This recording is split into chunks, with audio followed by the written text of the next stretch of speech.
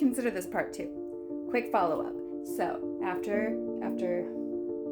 okay, my brain is still not working in the way that it needs to in order to be teaching, because if you do not have a uterus, you will come to know when you live with a uterus holder that it makes our brains really freaking foggy this first day of torture.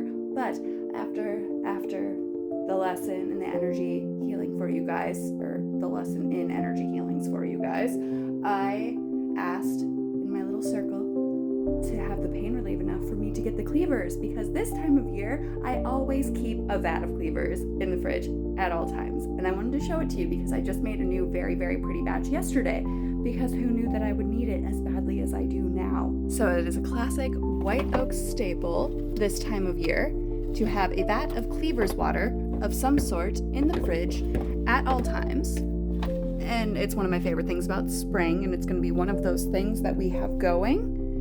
Oh, you can't tell that I have it full of wood violets that we have going this time of year, or at least I have going this time of year, because it grows like roughly middle of April until like, you know, I mean, okay, it's super weather dependent, but like November, October-ish, end of October-ish, we'll call it Halloween season. And it's one of those super lovely, amazing creation inventions that I love so dearly. And we're gonna use my skull cup because it has a little straw so I can't spill on myself while I'm dead in bed.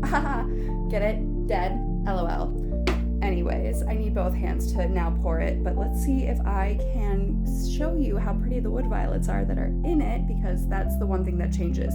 Cleavers will stay the same, but whatever flower I'm mixing with it, or other herb, because mint and cleavers is also a top tier water combination. But like, so right now it's wood violet season. They just started blooming a couple days ago, but it's a tiny window.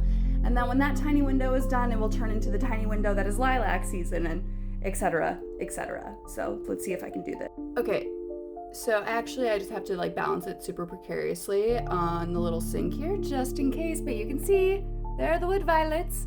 So pretty. Love them so much. It's honestly, they're also super delicious to just like pick and snack on, but with this, you don't just put them in whole, even though it looks like I put them in whole. I muddled them first, which is where you like smush it up, and that's why you'll see here in the water that there's little random floating pieces of green from getting muddled with my magical golden pretty spoon that I'm not going to show you, just in case somebody wants to evil eye my magic spoon. But anyways, so this is that, and I keep this going in the fridge at all times and replenish the water every time it drains out, but then replace the greens that are inside the little tubey thing that I use for the infuser once a week, usually on Thursdays before all of the renters and family members show up for the weekends. So that's your little lesson. And now I would very much like to go back to dying in bed with my sippy cup full of water that will supposedly help make my period hurt less, even though there's no raspberry leaves involved. Love you.